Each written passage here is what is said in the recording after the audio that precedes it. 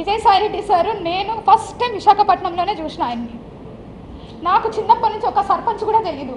మా రాయలసీమలో నేను నంద్యాల, మా రాయలసీమలో ఆడపిల్లలు దేనికి బయటకు పోయి ఊర్లు తిరిగేది లేకుంటే ఎంఆర్ఓ ఆఫీసులకు తిరిగేది నాకు తెలియదు. నేను ఎన్నడూ ఒక సర్పంచ్ని కూడా చూడలేదు నేను పుట్టి పెరిగినప్పటి నుంచి. ఒక్కసారిగా ఒక ఎంపీ గారు నాకు పరిచయం అయ్యేసరికి అబ్బా ఇలా ఉంటుంది, ఒక ఉద్యోగము అంటే చాలా చామింగ్గా చేశాను, చాలా ఛాలెంజింగ్గా చేశాను. నేను ఫస్ట్ పోస్టింగ్ కదా ఎగిరి చేసినాను మేము. సో నేను సార్తో ప్రేమ సమాజం అనే ఒక ఇన్స్టిట్యూషన్ ఉంది, అది ఎన్విరాన్మెంట్ డిపార్ట్మెంట్లో పబ్లికేషన్ అయి ఉంది. సెక్షన్ 6C అంటే ఒక అసిస్టెంట్ కమిషనర్ కంట్రోల్లో ఉన్న ఇన్స్టిట్యూషన్ అది. ఆ సమాజంకి 30 ఎకరాల ల్యాండ్ ఉంది. ఆ ల్యాండ్ అంతా కూడా బీచ్ రోడ్లో ఉంటుంది. అందులో సాయి ప్రియ రిసార్ట్స్ అని ఉంది.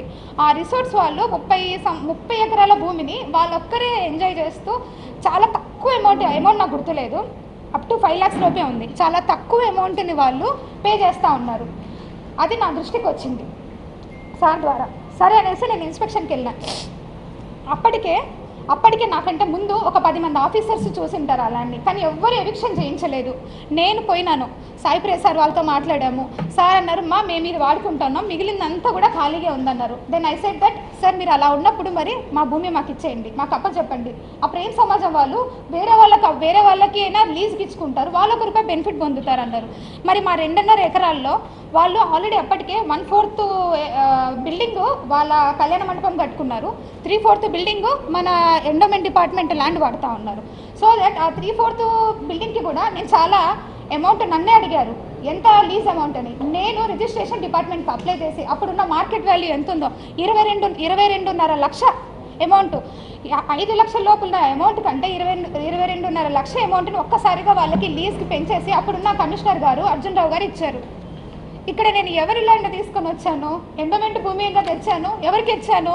ప్రేమ సమాజంకేగా తెచ్చాను. ఇది నాకు సార్తో ఉన్న పరిచయం. దాని తర్వాత ప్రతి డిస్టిక్లో కూడా ట్రస్ట్ బోర్డ్స్ ఉంటాయి. ఎండోమెంట్లో ఏమేమి జరుగుతుందో మీకు కూడా తెలియాలి కాబట్టి చెప్తున్నాను. ట్రస్ట్ బోర్డ్స్ కూడా ప్రతి ఒక్క జ్యూరిస్డిక్షన్లో ఎమ్మెల్యేలు కానీ సర్పంచ్లు కానీ లేకుంటే అక్కడ ఉన్న హానరబుల్ రెస్పెక్టెడ్ పీపుల్స్ ఎవరైనా సరే చెప్తే వాళ్ళు ఒక లిస్ట్ ఇస్తారు. ఆ లిస్ట్లో కమిషనర్ అల్టిమేట్ అథారిటీ ఉంటుంది. ఆ అల్టిమేట్ అథారిటీ కోసం సార్ వాళ్ళు కూడా మాకమ్మ ఇవన్నీ కూడా ట్రస్ట్ బోర్డులు ఎన్ని ఉన్నాయో అడిగాను. ఆ విధంగా డిపార్ట్మెంటల్ ఇష్యూసే మాట్లాడినాం సార్తో. నేను ఎక్కడ కూడా నా పర్సనల్ ఇష్యూ ఒక్కటి కూడా చేయించుకోలేదు. ఎవరైనా ఉంటే కూడా అలాంటివి ఉన్నా మీరు నాకు అడగండి, నేను చెప్తాను. ఈ విధంగా పరిచయమైన వ్యక్తి, ఆయన వయసు ఏంది? నా వయసు ఇప్పుడు 35 ఏళ్ళు, ఆయన వయసు 68 ఏళ్ళు. ఎట్లా మాట్లాడతారు మీరు? అంటే ఏ ఆఫీసరు ఏ ఎమ్మెల్యేతో మాట్లాడద్దా? ఏ మినిస్టర్తో మాట్లాడద్దా? ఏ ఆఫీసర్లు మాట్లాడద్దా? ఇప్పుడు నేను మీతో మాట్లాడుతున్నాను, ఇంత మాత్రాన మీకు నాకు ఏమైనా రిలేషన్ ఉన్నట్ట? ఒక ఆడపిల్ల మాట్లాడకూడదా? అంత పెద్ద ఆయనతో మీరు మాట్లాడేటప్పుడు కనీసం నేను ఇక్కడే ఉన్నానుగా, సస్పెన్షన్ పీరియడ్లో ఊరు దాటకూడదని నాకు ఇచ్చారు ఆర్డరు. ఆ మూమెంట్లో మీరు నన్ను అడిగి ఉండొచ్చుగా, నా నెంబర్ ఎవరి దగ్గర నుంచైనా తీసుకొని ఉండొచ్చు మీరు. సో మీరందరూ రాసినారు, మీరందరూ మీన్స్ ఎవరెవరైతే ఎడ్యుకేషన్ వేసినారో రాసినారు, బాగుంది. ట్విట్టర్ గురించి మీరు కామెంట్ చేశారు. నేను ట్విట్టర్లో పోస్ట్ చేయకూడదా? నాకు right to freedom of speech లేదా? ఆర్టికల్ 14 నాకు అప్లై కాదా? ఆర్టికల్ 21 రైట్ టు ప్రైవసీ, నా ప్రైవసీని అంతా తీసుకెళ్ళి ఈరోజు మీరు కొంతమంది మీడియాలో పెట్టారు. అది ఎంతవరకు న్యాయం? నా ప్రైవసీ, మీది కాదు. నాకు రైట్స్ లేవా? కాన్స్టిట్యూషన్లో వచ్చిందే ఎస్సీ ఎస్టీ కోసం, కాన్స్టిట్యూషన్లో వచ్చిందే ఎస్సీ ఎస్టీ కోసం. అది ఈరోజు డివేట్ అయిపోతూ ఉంది. ఒక గవర్నమెంట్ ఆఫీసర్ మాట్లాడకూడదా? మేము ఏం తప్పు మాట్లాడుతున్నాను? నేను ఏమన్నా ప్రొఫెషనల్ ఏమైనా తప్పు చేశానా? నేను నిజంగా ఆంధ్రజ్యోతి పేపర్ రాశానండి, 100 కోట్లు రాశారు ఆంధ్రజ్యోతి పేపర్ నేను సంపాదించిందని. 100 కోట్లు మీరు ఈరోజు రాసినందుకు మదన్ మోహన్ వాణిపాటి నన్ను 75 కోట్లు అడిగాడు. నేను ఏడికి వెళ్ళాలా? నా ఉద్యోగ కాలం ఎంత? 4 ఏళ్ళు డిపార్ట్మెంట్కి వచ్చి నేను ఎట్లా సంపాదిస్తాను? మీరు చెప్పండి ఇక్కడ ఉందనేసి. నేను రెడీ, నేను రిజైన్ చేస్తా, పోనీ నన్ను తీసుకెళ్ళి జైల్లో పెట్టండి. ఏంటిది ఇదంతా? ఉద్యోగం చేయొద్దా?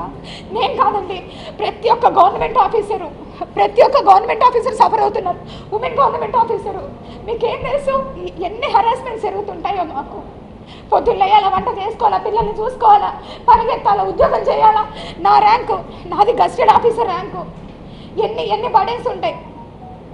మీరు నా ప్రొఫెషనల్ లైఫ్ గురించి కూడా నేను తప్పకుండా మాట్లాడతాను. నేను ఎందుకు సస్పెండ్ అయినా కూడా నీకు తెలియాలి. ఇది రైట్ టైం నేను మాట్లాడడానికి. వద్దు, ఒక స్ట్రైప్ అమ్మాయి ఉద్యోగం చేయకూడదు అంటే నేను చెయ్యను అంతే. మేము మంచి బట్టలు వేసుకోవద్దు, మంచిగా మాట్లాడకూడదు. ఇప్పుడు నా ఎంప్లాయీస్ ఉన్నారు. ఎంప్లాయీస్కి నేను మీకు ఒక హైరార్కీ ఉంటుంది. ఎవరికి జోనల్ జర్నలిస్ట్ ఉంటారు, డిస్ట్రిక్ట్ జర్నలిస్ట్ ఉంటారు, తర్వాత మీ హెడ్ ఉంటారు, ఇవన్నీ ఉంటారు. మీకు ఒక హైరార్కీ ఉన్నప్పుడు నాకు కూడా ఒక హైరార్కీ ఉంటుందిగా. Commissioner, additional commissioner, regional joint commissioner, deputy commissioner, assistant commissioner, executive officers. ఒక డిస్ట్రిక్ట్ అడ్మినిస్ట్రేటివ్ కంట్రోల్ కింద అందరూ ఎగ్జిక్యూటివ్ ఆఫీసర్స్ ఉంటారు. దుర్గా టెంపుల్ హుండీ కూడా అసిస్టెంట్ కమిషనరే కేసు పంపించాలి. ఇది ఒక హైరార్కీ.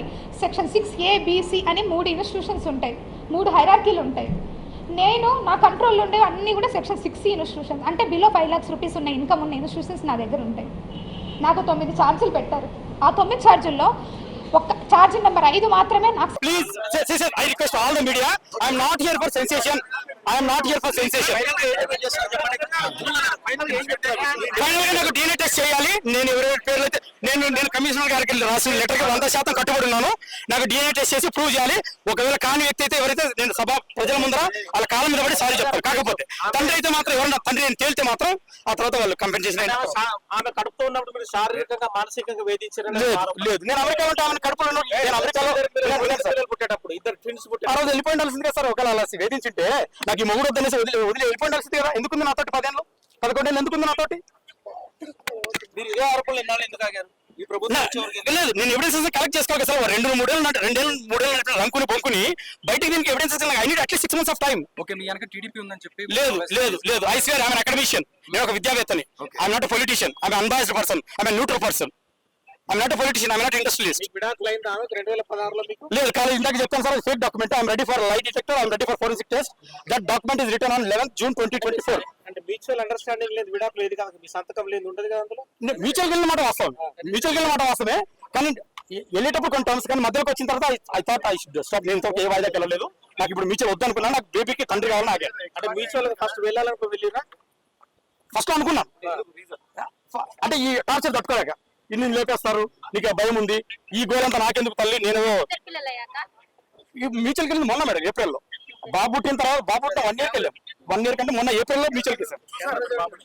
బాబుని ఎత్తుకున్నా కూడా 2016లో విడాకులు తీసుకున్నామని చెప్తున్నారు కదా. అది ఫేక్ మేడం, అది ఫేక్ సార్. ఆ డాక్యుమెంట్ ఫేక్ డాక్యుమెంట్. అది ఫేక్ గా క్రియేట్ చేసి 11 June 2024 నాతో సైన్ తీసుకున్నారు. అది fake document. I'm ready for forensic test. Last ఏం చేయబోతున్నారండి ఇప్పుడు? అంటే నేను federal level approach legal court. నాకు లీగల్ గా నాకు DNA టెస్ట్ ద్వారా నేను అడుగుతాను, నాకు డౌట్లు క్లారిఫై చేసుకుంటాను. Then I will come out. నేరుగా విజయసాయి రెడ్డితో సంబంధం ఉందని మీ ఆరోపణ? నాకు డౌట్లు నేను 2 పేర్లు పెట్టాను. ఆ ఉన్న పేర్లు అది విజయసాయి రెడ్డి అని చెప్పట్లేదు సార్. విజయసాయి సార్ అని చెప్పారు. ఆ 2 పేర్లు పెట్టాను అక్కడ. 2 పేర్లు పెట్టాను. అదే పేరు ఆరోపించాను సార్. సర్కమ్స్టెన్సెస్ బట్టి వాళ్ళిద్దరు ముందుకు వచ్చి టెస్ట్ చేసుకుని వాళ్ళు కాదంటే ఒకవేళ విజయసాయి రెడ్డి గారి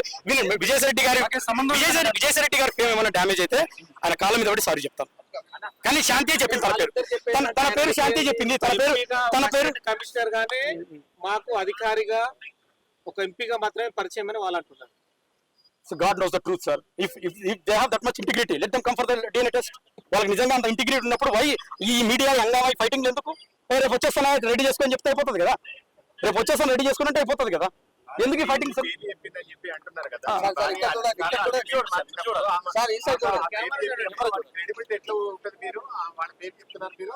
ఎవరి పేరు సార్? నాకు 3 నెలలు 4 నెలలు విజయసాయి సార్ పేరే చెప్పింది. తర్వాత లాస్ట్ లో ఒక 1 week పేర్లు చెప్పింది. తర్వాత నేను హాస్పిటల్కి వెళ్ళి తీసుకున్న డాక్యుమెంట్ లో పోతిరెడ్డి సుభాష్ గారి పేరు వచ్చింది.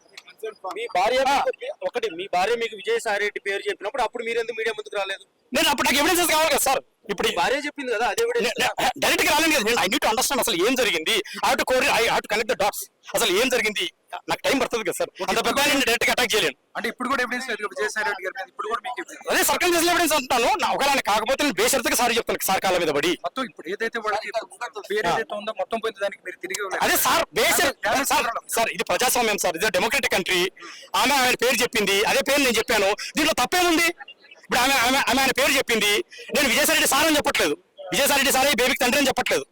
షీ హాస్ గివెన్ సమ్ స్కెప్టిజం, డౌట్లు వెళ్ళపుచ్చింది నాకు ఆయన అని చెప్పింది. అదే DNA టెస్ట్ కి వచ్చేసి క్లారిఫై చేసుకున్నాము. ఒకవేళ సార్ కాకపోతే సార్ కాళ్ళ మీద పడి సారీ చెప్తాను. ఒక మహిళగా నన్ను ఇంత వేధించడం కరెక్టేనా అనేది ఆమెకు వచ్చింది. సార్ ఇక్కడ ఆమె నా భార్య, ఫస్ట్ ఆఫ్ ఆల్ 5 ఆడపిల్లల తల్లి. ఎంత మీ ఆడపిల్లల వయసు ఎంత? ఇప్పుడు 9 years సార్, 9 years. ఇంత ఇష్యూ జరుగుతుంది, మీ పిల్లలు టీవీలు చూస్తుంటారు, పేపర్లు చూస్తుంటారు. అవును సార్, ఈ ప్రశ్నకు సమాధానం తండ్రిగా ఏం చెప్పదలుచుకుంటారు? తప్పకుండా ఇది చాలా శోచనీయమైన కండిషన్, చాలా బాధాకరమైన విషయము. ఈవెన్ ఒక సమాధానం లేని ప్రశ్నలో మిగిలిపోయాను నేను. నాకు 7 నెలల నుంచి చాలా ప్రెషర్ ఉంది. ఫస్ట్ టైం నేను మీడియా ముందుకు వచ్చాను. నాకు DNA ట్రెజర్ న్యాయం చేసి బిడ్డ ఎవరో తెలిస్తే నేను I will exit from this. కోర్టులు చట్టాలు ఉండగా డైరెక్ట్ మీడియాని మీరు వాడుకోవడం కదా సార్? నాకు ఇప్పుడు నాకు కొంత సొల్యూషన్ గురించి దొరుకుతుంది. తప్పకుండా లీగల్ కూడా వెళ్తాను సార్, లీగల్ కూడా వెళ్తాను. ఓకే. Thank you sir.